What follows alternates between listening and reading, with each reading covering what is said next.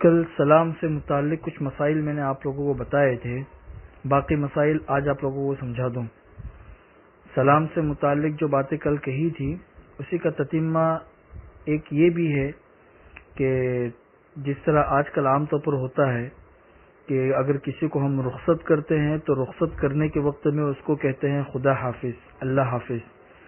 تو خدا حافظ اور اللہ حافظ کہنا کیا یہ جائز ہے یا نہیں؟ تو اس سلسلے میں یہ سمجھ لیجئے کہ رخصت کرتے وقت کسی کو خدا حافظ اور اللہ حافظ کہنا یہ جائز ہے، ناجائز نہیں ہے، لیکن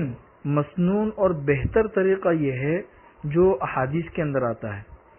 یہ جائز اس وجہ سے ہے کہ اس کے اندر بھی اللہ کی حفاظت میں کسی کو دینے کا ایک مفہوم پایا جاتا ہے، کیونکہ رخصت حضور اکرم صلی اللہ علیہ وسلم جب کسی کو کرتے تھے تو اس وقت یہ دعا دیتے تھے، استودع اللہ دینک و امانتک و خواتیم عملک، میں تمہارا دین، تمہاری امانت اور تمہارے اچھے اعمال اللہ کی حفاظت میں دیتا ہوں۔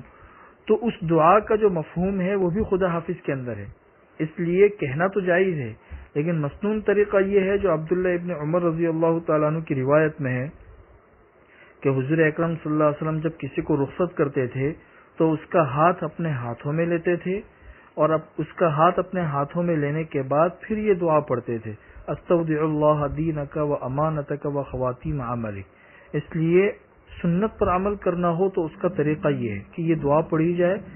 رخصت کرنے والے کے ہاتھ کو اپنے ہاتھ میں لے کر۔ دوسرا مسئلہ یہ ہے کہ مسلمانوں کے اندر سلام کی بجائے کچھ اور چیزیں بھی رائج ہے، جیسے کسی کو گڈ مارننگ کہنا یا آداب کہنا یا صرف سلام مسنون لکھ دینا، تو ان جملوں سے سلام کی جو سنت ہے وہ ادا نہیں ہوتی ہے۔ تیسرا مسئلہ یہ دھیان میں رکھیے کہ جس طرح لوگ گھر سے نکلتے ہیں تو اپنے بچوں کو کہتے ہیں ٹاٹا بائی بائی، بچے جو ہے نا وہ اپنے والدین کو کہتے ہیں ٹاٹا بائی بائی، ہاتھ ہلا کے رخصت کرتے ہیں، تو اس کا شرعی حکم کیا ہے؟ تو اس کا شرعی حکم بھی سمجھ لیجئے کہ حضور اکرم صلی اللہ علیہ وسلم کے زمانے میں خود ایسے الفاظ سلام کے علاوہ موجود تھے جس میں کوئی مشرکانہ بات نہیں تھی، بلکہ ان چیزوں کی نسبت بھی اللہ ہی کی طرف کی جاتی تھی، جیسے بھئی اللہ آپ کی صبح اچھی کرے، اللہ آپ کی رات اچھی کرے، صبح بخیر شب بخیر، اس قسم کی چیزیں تھی جس کی نسبت بھی اللہ ہی کی طرف ہوتی تھی۔ اس کے باوجود بھی حضور اکرم صلی اللہ علیہ وسلم نے ان باتوں کو پسند نہیں کیا اور اس کے بجائے اسلامی طریقہ سلام کا دیا کہ بھئی السلام علیکم ورحمۃ اللہ وبرکاتہ یا وعلیکم السلام ورحمۃ اللہ وبرکاتہ۔ اور یہاں پہ ٹاٹا اور بائی بائی جو ہے یہ کوئی مشرکانہ باتیں وغیرہ یہ تو بہت دور کی بات ہے، یعنی اس میں اللہ کی طرف نسبت ہو ایسی بھی کوئی چیز نہیں ہے، بلکہ یہ یہود اور نصارہ کا طریقہ ہے۔ اور حضور اکرم صلی اللہ علیہ وسلم نے تو یہاں تک ارشاد فرمایا ہے کہ ان لوگوں کی مخالفت کرو، ان لوگوں کی مشابہت اختیار کرنے سے اپنے آپ کو ہر چیز کے اندر بچاؤ۔ اس لیے اس قسم کی باتوں کو رواج دینے سے ہمیں بچنا چاہیے۔ ہماری جو اسلامی ثقافت ہے، اسلامی تہذیب ہے، اسی پر ہمیں عمل کرنا چاہیے۔ اس لیے غیروں کا طریقہ ہے اور غیروں کی مشابہت کرنے سے بھی حضور اکرم صلی اللہ علیہ وسلم نے بچایا ہے، اور خود حضور اکرم صلی اللہ علیہ وسلم کے زمانے میں ایسے الفاظ کہ جس میں کوئی شرکیہ باتیں بھی نہیں ہوتی تھی بلکہ ان کی نسبت بھی اللہ ہی کی طرف ہوتی تھی، اس کے باوجود بھی حضور نے ان باتوں کو پسند نہیں کیا اور اس سلام کو رواج دینے کی ترغیب دی۔ تو اس سے یہ بات سمجھ میں آتی ہے کہ اس قسم کے الفاظ کہنا یہ اسلامی ثقافت اور تہذیب کے خلاف ہے، اس سے ہمیں اپنے آپ کو بچانا چاہیے، سلام ہی کو رواج دینا چاہیے۔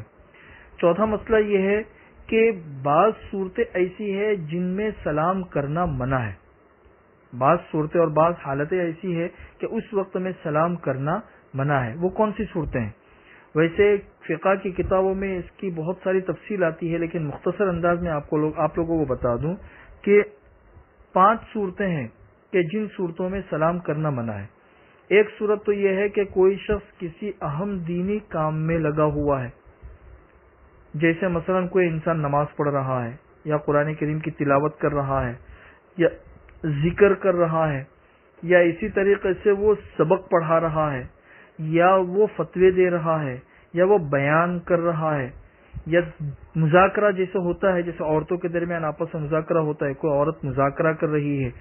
تو یہ سب دینی اہم کام ہے. اس دینی اہم کام میں اگر کوئی مشغول ہے تو اسے سلام نہیں کرنا چاہیے.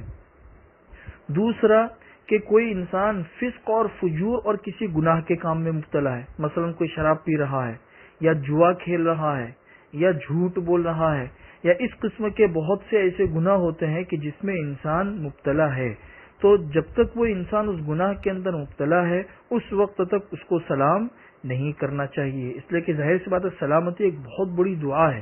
سلام. تیسرا کہ جہاں پہ تقاضۂ حیا کا جو تقاضا ہے، حیا اور شرم کا تقاضا، اس کے خلاف ہو وہاں پہ سلام کرنا. جیسے کوئی انسان قضائے حاجت کے لیے ہے یا میاں بیوی بے تکلفی کی حالت میں ہے تو ایسے وقت میں بھی ان کو سلام نہیں کرنا چاہیے. چوتھا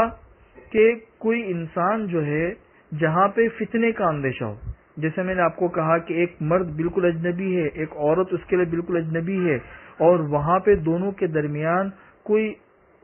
ایسا رشتہ داری کا تعلق بھی نہیں ہے اور دونوں کے درمیان کوئی ایسا علمی تعلق بھی نہیں ہے، بالکل اجنبی ہے، تو ان دونوں میں سے ایک کا دوسرے کو سلام کرنا یہاں پہ فتنے کا اندیشہ ہے تو یہاں پر بھی سلام کرنا منع ہے. اور پانچویں چیز ہے کہ ایک غیر مسلم ہے تو غیر مسلم کو بھی سلام کرنا منع ہے. حضور اکرم صلی اللہ علیہ وسلم کے زمانے کے اندر اگر غیر مسلم بادشاہوں کو خطوط لکھے جاتے تھے تو حضور اکرم صلی اللہ علیہ وسلم یہ دعا یہ لکھ کے بھیجتے تھے، السلام علی من اتبع الہدی، جس نے ہدایت کی اتباع کی اس کے اوپر سلامتی ہو.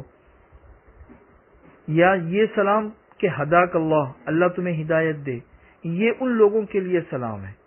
ان لوگوں کے لیے براہ راست السلام علیکم ورحمۃ اللہ وبرکاتہ یہ نہیں ہے. اگر کوئی غیر مسلم سلام بھی کرے تو اس کا جواب ہداک اللہ ہے، یا اسی طریقے سے صرف وعلیکم ہے، وعلیکم السلام پورا نہیں، صرف وعلیکم. تو یہ تو وہ صورتیں ہیں جن صورتوں میں سلام کرنا منع ہے. اسی طریقے سے بعض صورتیں ایسی ہے کہ کسی نے سلام کیا، تو جیسے کل میں نے آپ کو بتایا تھا کہ سلام کرنا تو سنت ہے لیکن سلام کا جواب دینا واجب ہے. تو بعض صورتیں ایسی ہے کہ جس وقت میں سلام کا جواب دینا واجب نہیں رہتا ہے. اگر سامنے والے نے سلام کیا اور سن کر اگر جواب نہیں دیا گیا تو کوئی گناہ نہیں ہوگا. وہ حالتیں یہی ہے جو 5 حالتیں میں نے آپ کو 4-5 حالتیں بتائی کہ اگر کوئی انسان کسی دینی اہم کام میں لگا ہوا ہے اور اس کو کسی نے سلام کیا، سلام نہیں کرنا چاہیے لیکن اگر کر لیا تو اس دینی اہم کام میں مشغول انسان کے اوپر واجب نہیں ہے کہ وہ سلام کا جواب دے. اسی طریقے سے جہاں پہ سلام کرنا تقاضۂ حیا کے خلاف تھا وہاں اگر کسی نے سلام کر لیا تو اس کے سلام کا جواب دینا بھی کوئی واجب نہیں رہا. اسی طریقے سے کوئی انسان فسق اور فجور میں مبتلا ہے تو اس کو بھی سلام نہیں کرنا چاہیے، اور اگر کسی نے سلام کر لیا تو سامنے والے کے اوپر اس کا سلام کا جواب دینا واجب نہیں ہے. اسی طریقے سے ایک نابالغ ہے، اس نے اگر سلام کیا تو اس کے سلام کا جواب دینا بھی واجب نہیں ہے. اسی طریقے سے ایک انسان فاسق ہے، اس نے اگر سلام کیا تو اس کے سلام کا جواب دینا بھی واجب نہیں ہے. تو یہ ہے ان صورتوں کے اندر اگر کسی شخص نے سلام بھی کر لیا تو اس کے سلام کا جواب دینا واجب نہیں ہے. یہ سلام سے متعلق کچھ مسائل تھے وہ آپ لوگوں کے سامنے بیان کر دیے گئے.